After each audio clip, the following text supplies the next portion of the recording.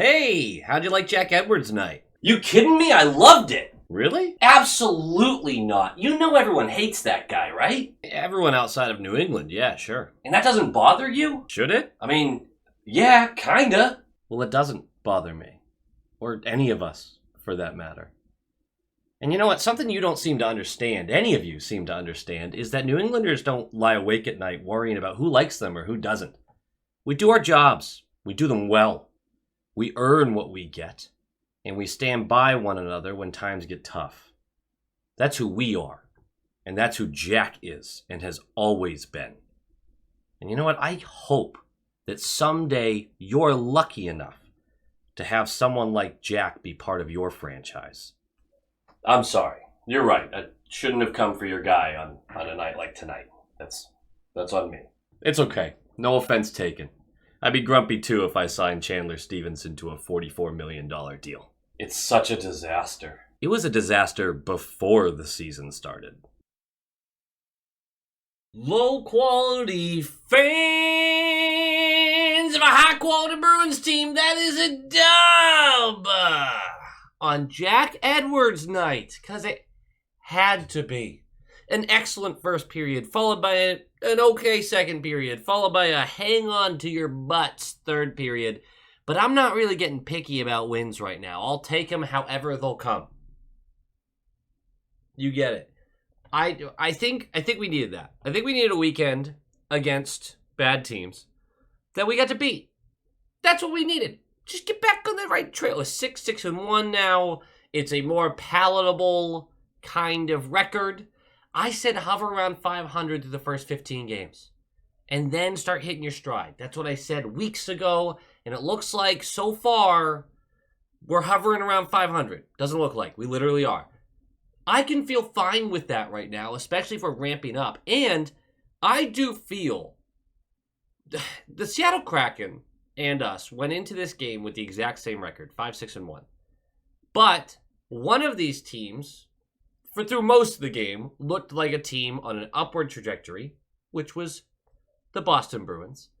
And then one of these teams looked like they were scrambling, the Kraken. By the end of the game, the Kraken had a big push, but just like we get frustrated with our team about this, too little too late. You're relying on having a breakthrough at that point. You got to have the full 60. Did the Bruins have the full 60? You'd probably argue not, and you'd probably be right, but they started hot. Their defensive structure was great. They were strong in front of Swayman. They cleared out pucks when he was in trouble. And Swayman, particularly the third period, earned the hell out of that shutout. Through the weekend, back-to-back, we didn't allow a goal. You like to see that. Jack Edwards' night is the big deal about this. 19 seasons. 19 seasons as the voice of the Boston Bruins. High above the ice. I love that they put that in the booth. You can tell that people really loved how he was truly himself at all times. I mean, the interviews they did, the stories they told about him, you can even see how kind of annoyed some people were talking about him because, like, he was always him. I'm sure that he got on people's nerves in that building. There's no way a guy like that doesn't. He was always himself, and people respected that. Jack is Jack. Everyone who knew him understood that immediately. It's just nice, you know? I love seeing him up there. Yes, please don't make this a slew of comments about how he sounded. He is clearly dealing with something, an ailment or something along those lines, something that we pointed out last year when he was losing a step. Unless it's positive, please don't harp on that. He knows what he's dealing with. We don't. It is tough. It is hard to hear that he is struggling like that. But I really do hope that most of us are celebrating him tonight because, I mean, 19 years, 19 seasons, that's a very long time. And he was a huge part of my childhood. I mean, I'm 31 now. I had to think about it for a second. I'm 31. So for the large majority of my life, I was listening to Jack call Bruins games. I just want to celebrate the guy. And he did an excellent job. Whether you like him or not, he bled black and gold with the rest of us. And he should be appreciated. On to the game. The Seattle Kraken are 20th on the power play, 12th in the penalty kill, 17th on goals for, and 11th for goals allowed coming into this game. Those numbers don't scream a below 500 team. Those numbers aren't great, but they're not like bad, right? A lot of questions were being asked about this team's ability to score going into the season, and they've done basically nothing to raise confidence in that regard. But they didn't do anything to raise confidence in that regard in the offseason. They brought in Brandon Montour, which was a great ad. He looks really good early in the season, so good job. But Chandler Stevenson was the other big contract, and I mean huge contract, given out, $44 million over 7 years. It's just a big contract. It looked like a fumble the second it was signed, and looks even worse to start a season. Playing almost 20 minutes a night. He's a -7, which I believe is lowest of the forwards, but after this game I'm not really sure, with 8 points in 12 games. 8 points in 12 games. That's not terrible, but only 4 points, all assists, have come at 5-on-5, and only 2 of those were primary assists, and 4 out of those 8 points came in the same game against Montreal. That's Boston Bruins numbers right there for our forwards. We would crush our guys for that, which is plenty of guys were actively crushing about that. Chandler Stevenson does not look good right now, in my opinion. But I also am biased because I hated that signing immediately, and I want to be right about it. So maybe you have different thoughts. Also, for what it's worth, he hasn't been part of a line that hasn't gotten actively caved in by opponents. I was looking up the advanced analytics on his lines, and it's just gross across the board. For the Boston Bruins, the only line change is Peak slots back in, and Wotherspoon takes over on the left side for Lohrei. So it's a Wotherspoon, Peak third pairing. Zadorov, McAvoy, and Linton Carlo remain as the other 2 pairings. Also, Swayman is going to get the start. There is one thing, not game-related, that I wanted to talk about for a quick second.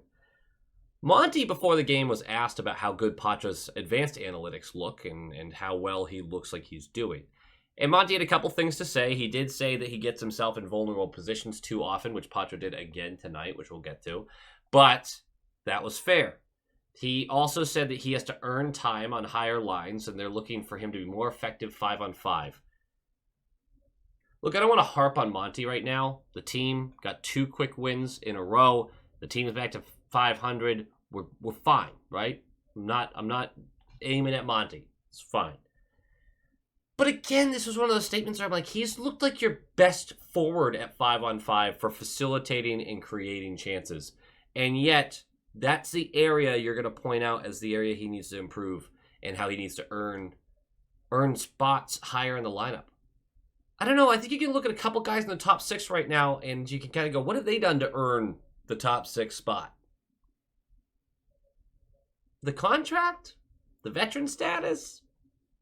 I don't know. I just thought it was a weird comment and really did highlight how Monty does not look at Patra as him being an effective and excelling hockey player. He looks at him as a young guy who's still trying to earn his way into the league, which is fair to a degree. But when he looks like your best facilitator and your best playmaker during even strength, I just find it odd that you would infer the opposite. Hey, that's just me. Let's talk about this game, shall we? Puck drops! I forgot what I was going to say. Let me look at the notes. Yeah, 3:22 in. Coyle is putting on a clinic. Charlie Coyle, I think, has not been that bad through this season. I know there's been a lot of talk about how well he's looked or how bad he's looked or whatever that might be. I don't think he's been that bad. But he puts on a clinic from his knees. After the 4th line gets some dirty work done, getting it into the offensive zone, the Coyle line comes out in to take over on a quick change. And Coyle gets knocked down on the right wall while he has the puck. And while he's on his knees, is still handling the puck, trying to protect it with his body. Gets the puck up to McAvoy. McAvoy's going to whip it over to Zadorov. Zadorov's going to hammer this on net, and it is going to get tipped in front of the net by Brazeau. It's a pretty nasty tip, too, because this was missing the net, and it's 1-0 just like that. Brazeau just continues to be an enigma. He's not a hockey player that makes a ton of sense to me. He's a very simplistic hockey player, which I love. He lays a good forecheck when he can get there on time, which is more rare than it is common. But his net front presence is excellent, and he makes a living there. I'll take it. Him in the top 6 still feels silly to me, but he's been very effective. He has 2 goals in 2 games. Keep him there as long as he keeps performing like that. It's great. It's 1-0 early. None of us were all that confident. I know. We came up to a quick lead. We've watched this Bruins team through 12 games, now 13. I understand. Oh, we got a quick goal. How are we going to screw this up? I get it, but we didn't. 12 minutes left of the first period. A bad turnover by Seattle leads to a 2-on-1 for Marchand and Pasternak. Pasternak ends up with the puck with no defender near him. Decord jumps basically at him, face down. Full top half, top three-quarters of the net is available to him, and he's not able to lift the puck and just shoots it right into Decord's body. Decord probably surprised him. That's probably what happened, but it was crazy that didn't go in the net, and it stays 1-0. And then 11:40 left, Montour goes for cross-checking. We're going to the power play. This was two things. One, Seattle failed clearing the puck 3 separate occasions where they had time and space to clear it. Just completely blundered it. 3 different times on the penalty kill. That is infuriating if you're a Kraken fan, which I am not. Marchand, the second thing is Marchand down at the net side rather than the wall looks way better on the power play. And I know we went 1 for 5 or 6 or whatever it was in this game. Marchand kept switching back to the wall and then would switch back to the net front because they like to move around a little bit, which is fine. I love movement on the power play. But it's clear the new design has him down by the net, and he just kind of cheats up sometimes and wants to get into the mix. Either way, during this power play, Marchand's going to get the puck down to the left of Decord, and he is going to fake back up towards McAvoy. The defense bites just enough to open the front crease pass across the Coyle. Pass gets there. Decord gets there too. He's on it.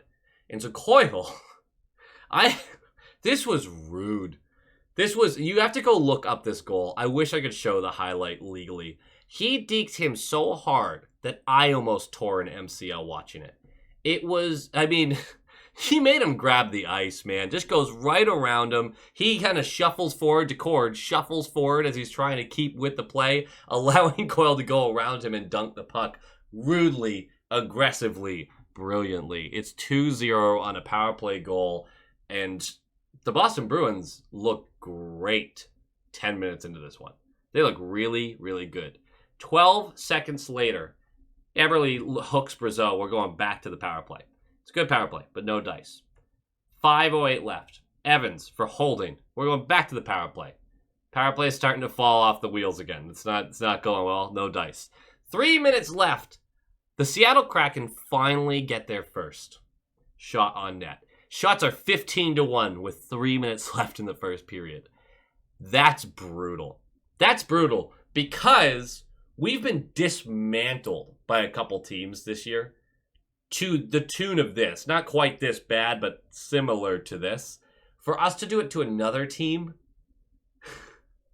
that's really bad. That's just really bad. 1:47 left. Geeky's going to go for tripping. We're going to go the penalty kill. At the end of the period, we basically kill that off. We have to kill a little bit in the start of the second. But shots are 15-3 at the end of the period. That's just nutty. That's nutty. Second period starts. 8 minutes into the second. Kraken get their first shot of the period. I mean, you're getting outshot for 15-3 in the first, and it takes you 8 minutes in the second to take your next shot. It's just brutal. 8:11 left. Wotherspoon checked away from the puck. He goes down pretty easy here, but it is definitely an interference by Larson. So we are going to go to the power play. No dice on that one. Again, the power play just started to get too squirrely with what they were doing. Turn the puck over a bunch. It still looked better, though. It did look better. 4:32 left. Kostelik for high sticking. We're going to do the penalty kill. We kill it. And then 1:46 left of this period. We're going back to the power play because Bjorkstrand went for high sticking. Nothing doing there either. Third period, I have one note. 3:06 in, Larson hits Patra hard, which, I mean, what else is new? He put himself in a vulnerable position. It was a legal hit. Frederick immediately, with a 2-goal lead and momentum on his side, immediately sheds him and goes after Larson. Larson goes to fight him and then quickly goes, I am in out of my depth, and just turns and takes the hits to the back of the head. The refs rush over, are like, no, we're not doing this. This doesn't feel right. Larson's not a small guy, I don't think. I don't know his numbers, but they looked pretty even on the ice, so a little surprised by that. Either way, Freddie's going to get the extra 2 for the roughing, I guess, instigator, whatever they technically called there. But we're going to go the penalty kill, and we do kill that. The rest of the third period, I mean, the Kraken bring it to us. multiple posts, multiple open net chances, and Swayman's just there over and over again. And he earned the hell out of this shutout because through the first 2 periods, them having less than 10 shots, you're sitting there going, all right, Swayman might get the easiest shutout of all time. No, he had to earn it in the third, particularly late in the third, when we couldn't bury an empty netter. The team, yes, kind of took some steps back in that third period. The Kraken were in desperation mode. We understand that all too well. I'm not going to harp on it too much. End of a back-to-back. The Kraken were on a back-to-back too. It's fine. They built some momentum. We had a hard time crushing that momentum for them. But that's what Swayman's there for. That's what he's paid for, right? You want to talk about the size of his contract? You want to talk about that whole debacle? That's what he's paid for, is being excellent in times where the team needs it. And he certainly was. Let's get to some game notes. I know that's a pretty simple breakdown of the game, but outside of all the penalties and stuff, not a lot of talking points kind of game. Not a lot of talking points. But game notes. First of all, the Bruins could have had 8 goals tonight. I mean, the amount of empty nets that we had that we just could not bury, couldn't swoop the puck around, lost control, rammed it, missed the net, rammed it into the side of the net. Like, just so unbelievably many chances. For us to end that game with 2 goals is perfectly on brand because we might be the worst finishing team in the league. I think we're actually like 3rd or 4th as far as finishing numbers go versus like expected goals versus real goals. I think we're way down at the bottom. Which, if you're an optimist, I mean, positive regression, right? They're all professional hockey players. You're not going to miss the net forever unless you're Pavel Zacha. Oh, I didn't even mention the Pavel Zacha because I hate the controversy of it all. Zacha got a goal called back. He made an excellent tip on a net front play. This was in the first period. But when they took the zone, Zacha comes across the blue line and has the puck behind him and goes to pass it right as he's crossing the blue line. Now, he has control and possession when he crosses the blue line. But the puck doesn't technically cross with him. It goes over to Brazeau, who has it cross. By the letter of the law, I thought this would be onsides because he has possession as he goes across. But I guess technically because he passes it before Brazeau actually gets over the line, before he gets over the line with the puck. I don't know. I could see the offsides call there. I don't think I know the rule well enough, the actual writing of the rule. It feels like it should have counted. I'm a little biased, though, and we won the game, so who cares, right? Who cares? Other game notes. The penalty kill looked excellent. Really, really strong. Great clearances. Good pressure. Didn't just stand around. There's just a lot more movement that I'm really enjoying. I think the penalty kill and special teams in general have looked better. Marchand, off the wall in the power play, like I mentioned, now down by the net. And that's clearly his new position. As much as he was coming up and being squirrely about it, he will actively switch with the player in that position to stand there. Clearly, that is where they're directing him to go. I think it's a positive change. Last game note, I feel like McAvoy, Zadorov, Carlo all had great games. Just really, really good. McAvoy had 7 shots and on net and 3 blocks, I believe. A lot of positivity for some players who were struggling. Carlo was very quiet tonight, which means he was excellent.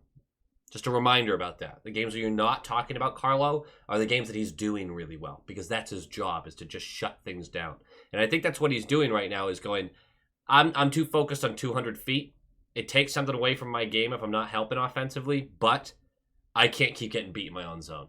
Let me focus at what I'm great at. And he's been great. And it was great. It was really nice to see him have a really positive game. But that does it for me for the notes. I do want to say, I talked last video about how much you guys mean to me, and I was being sappy, and how much I appreciate all the support and the channel members. And I woke up this morning to another $100 donation. This time by Stealthy Potatoes, which just an excellent username. So, yeah, it's been a big weekend, I guess. Thank you, and I appreciate you. I'm not gonna do the whole sappy thing again. I'm not gonna do the whole sappy thing again. But I get in my feels with this stuff. You're just all very appreciated. You're just all very appreciated, and I felt it necessary to point out the donation from Stealthy Potatoes because I had just done it before for Edward, who the day before also donated $100. It's just nuts. It's just insane to me. This hockey team, though, winning a couple games in a row. You take that, right? Like, comment, subscribe. Nailed it. Go Bees. Go Bees! Of course, we have to give a huge thank you to everyone who's supporting this channel, especially the high-quality inspectors, our top-line tier members, Chris and Erica, Jeff with a G, Tommy Braga, The Bugman, Roland22, GD Viperworks, Len Cruz, Moonlighter TV, Brock Nope, Han Slomo, Coach D, The Atomic Lizard, Bradley Johnson, Aaron Adams, Brett Arney, Pincent, Adam Ella, and Nick Citrullo. Thank you all so much for supporting the channel. You're all studs and studettes.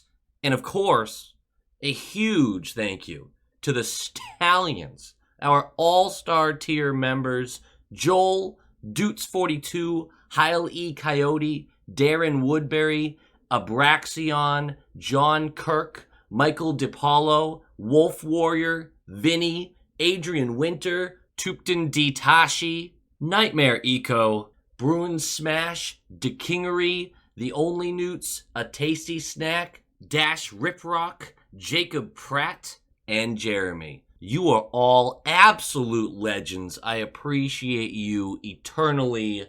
And as usual, go Bees!